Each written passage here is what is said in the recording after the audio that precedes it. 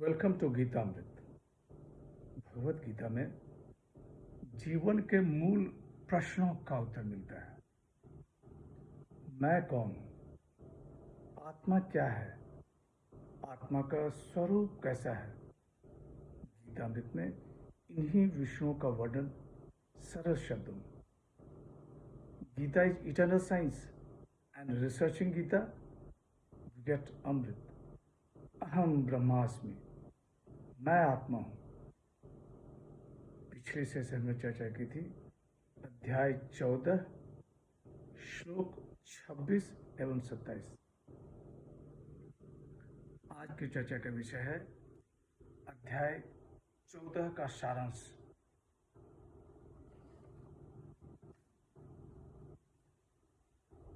अध्याय 13 में शरीर और आत्मा के अंतर के बारे में बताया गया और यह भी बताया गया कि गुण विषयक आसक्ति ही संसार का कारण है। कौन से गुण, वे कैसे बांधते हैं, गुणों से छुटकारा कैसे मिले, मुक्त का लक्षण क्या है, यह सब इस अध्याय में बताया गया है। अध्याय 14 के पहले श्लोक में भगवान श्री कृष्ण कहते हैं कि हे पार्थ, समस्त ज्ञानों में परम ज्ञान को मैं फिर कहूंगा।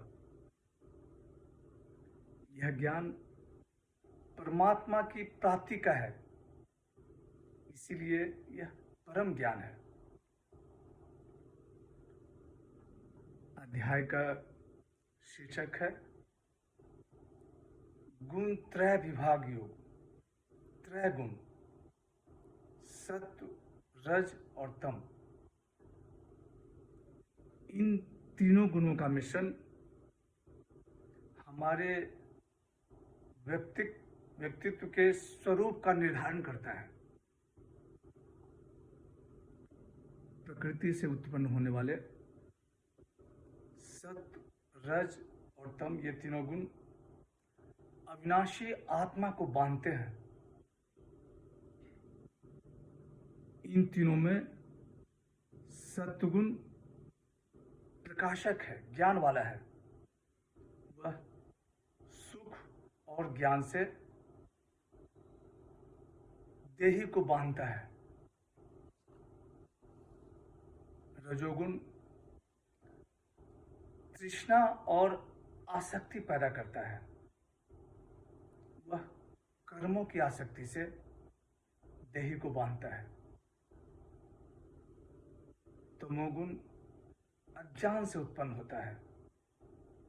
वह प्रमाद और आलस्य से देही को बांधता है।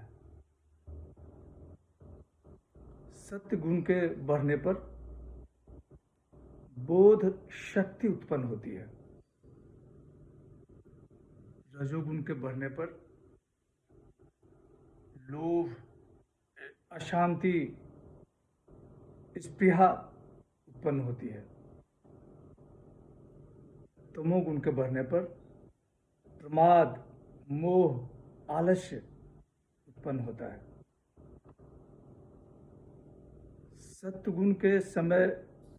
सत्वगुण के वृद्धि के समय मृत्यु होने पर स्वर्ग लोक प्राप्त होता है। रजोगुण के वृद्धि के समय मृत्यु होने पर मृत्यु लोक प्राप्त होता है और तमोगुण के वृद्धि के समय मृत्यु होने पर मूढ़ योनि प्राप्त होता है, पशु पक्षी की योनि। भगवान श्री कृष्ण कहते हैं कि जब साधक ज्ञानी होकर तीनों गुणों के सिवाय अन्य किसी को करता नहीं देखता है, तो वह मेरे स्वरूप को प्राप्त हो जाता है। वह आत्मा को गुणों से परे देखता है। देहधारी इन तीनों गुणों का अतिक्रमण करके अमृत को प्राप्त हो जाते हैं। इस ज्ञानी को गुणातीत कहते हैं। अर्जुन के मन में गुणातीत के बारे में जानने की जिज्ञासा उत्पन्न होती है और वह भगवान श्री कृष्ण से प्रश्न करता है। अर्जुन कहता है, हे माधव, इन तीनों गुणों से परे पुरुष किन किन लक्षणों से युक्त होता है,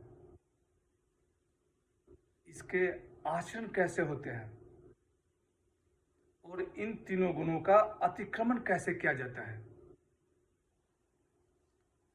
भगवान श्री कृष्ण पहले गुणातीत के लक्षण बताते हैं।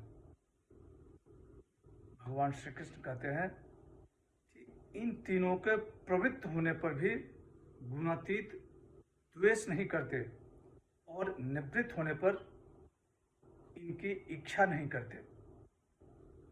ये गुणों से विचलित नहीं होते हैं। इसके बाद भगवान श्री कृष्ण गुणातीत के आचरण के बारे में बताते हैं। जो सुख दुख में सम और अपने स्वरूप में स्थित रहता है, जो मिट्टी पत्थर सोने में सम रहता है, जो प्रिय अप्रिय निंदा और स्तुति में सम रहता है, जो मित्र शत्रु में सम रहता है और कर्मों के आरंभ का त्यागी है, वही गुणातीत होते हैं। अब व्यभिचारी भक्ति योग, इसका चित्र भगवान श्री कृष्ण आगे करते हैं।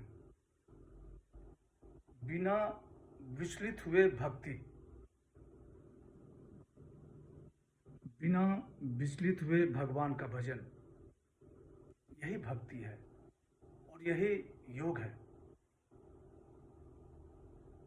निरंतर भगवान पे ध्यान, हमेशा भगवान पे ही ध्यान। भगवान श्री कृष्ण कहते हैं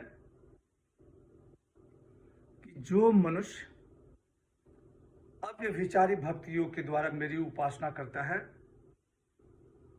वह इन गुणों का अतिक्रमण करके ब्रह्म प्राप्ति का पात्र हो जाता है, क्योंकि ब्रह्म मैं ही हूं।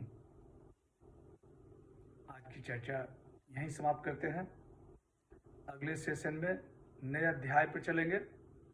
अध्याय 15, पुरुषोत्तम योग, द योग ऑफ द सुप्रीम पर्सन, इस पर चर्चा होगी। यदा यदा हि धर्मस्य ग्लानिर्भवति भारत, अभ्युत्थानम् अधर्मस्य तदात्मानं सृजाम्यहम्। हरे कृष्ण।